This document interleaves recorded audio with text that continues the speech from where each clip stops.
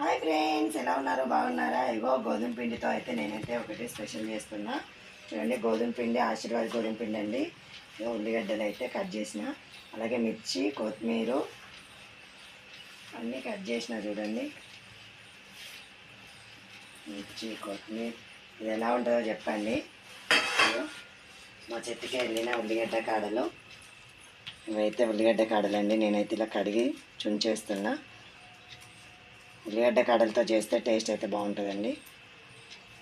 కరివేపాకు కూడా వేస్తున్నా. కరివేపాకు అయితే నేనైతే ఇలా చిన్నగా చేసేసి వేస్తా, ఎందుకంటే ఇలా తినొచ్చని, పెద్దగా ఉంటే తినరని. దీంట్లోనే కొంచెం ఉప్పు, రుచికి సరిపడా వేస్తున్నా నేనైతే ఉప్పు, కొంచెం కారం కూడా వేస్తున్నా. ఎందుకంటే మిర్చి ఒక్కొక్క చోటని తాకుతుంది కదా, అందుకని కారం కూడా వేస్తున్నా. ఇప్పుడైతే కొంచెం బేకింగ్ సోడా, వంట సోడా,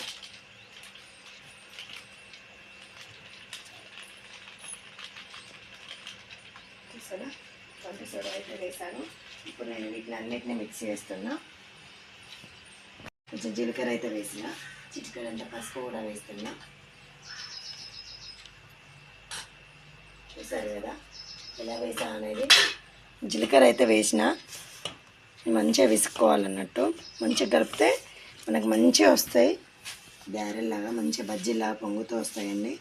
చూడండి, ఇప్పుడైతే కలపడం అయిపోయింది. ఇదిగో నీళ్ళు పోసి కలుపుతున్నా. కొన్ని కొన్ని పోయాలి, ఎక్కువ మొత్తంలో పోయొద్దు అన్నట్టు.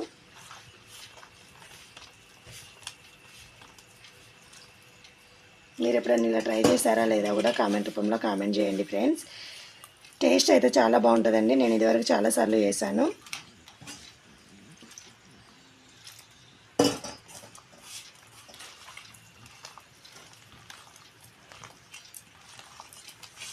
మనం పిసకడం దగ్గరనే ఉంటుందండి కలపడం మొత్తం. ఎంత మంచిగా కలిపితే అంత బాగా వస్తాయి.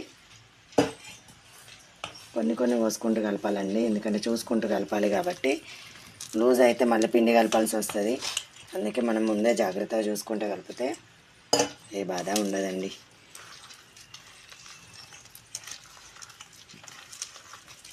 చూసారు కదా ఎలా కలుపుతున్నాను.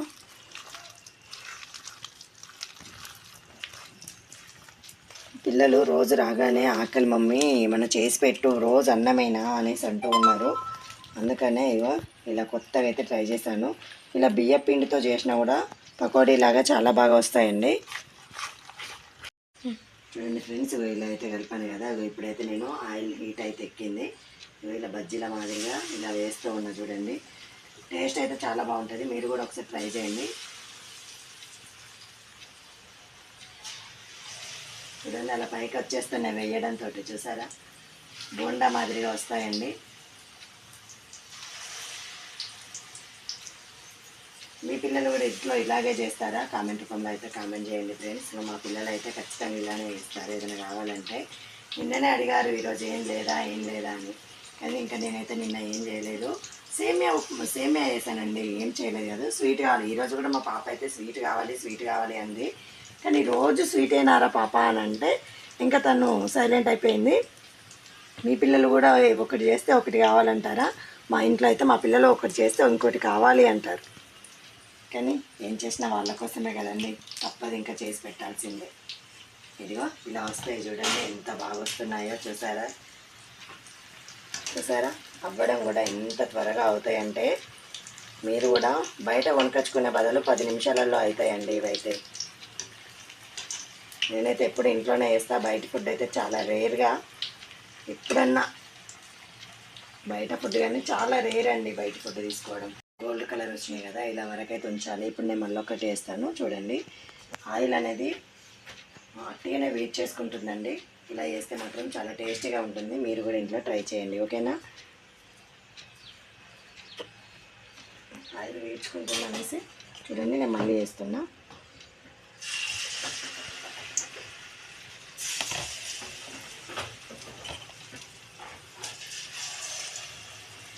వేయగానే వంగుతూ ఉన్నాయి. చూసారా ఫ్రెండ్స్, ఇదండి.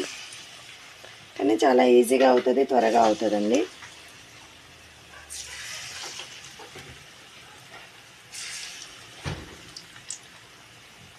ఓకే ఫ్రెండ్స్, చూడండి లాస్ట్కి ఎన్ని అయినాయో చూపెడతాను. చూడండి ఫ్రెండ్స్, ఫైనల్గా ఎన్ని బజ్జీలు అయితే అయినాయి చూసారు కదా. ఇగో ఇన్ని బజ్జీలు అయితే అయినాయి ఫ్రెండ్స్. ఇగో ఇంత పిండికి ఇన్ని బజ్జీలు అయితే అయినాయి ఫ్రెండ్స్. అంటే 2 కప్పుల దాకా తీసుకున్న పిండి అయితే గోధుమ పిండితో ఇవి ఇలా చేస్తేనైతే టేస్ట్ అయితే చాలా బాగుంటుంది. ఇగో చూడండి ఎలా ఉన్నాయి, స్పాంజీ లాగా ఉంటాయండి. ఇగో చూసారు కదా. ఓకేనా ఫ్రెండ్స్, టేస్ట్ అయితే చాలా బాగున్నాయి. మీరు కూడా ఒకసారి ట్రై చేయండి. మీకు నచ్చిందనుకో లైక్ చేయండి, షేర్ చేయండి, సబ్స్క్రైబ్ చేయండి. పక్కన బెల్ గంట కొట్టడం మాత్రం మరవకండి ఫ్రెండ్స్. గంట అయితే కొట్టండి, లైక్ అయితే ఇవ్వండి ఫ్రెండ్స్. బాయ్ మరి.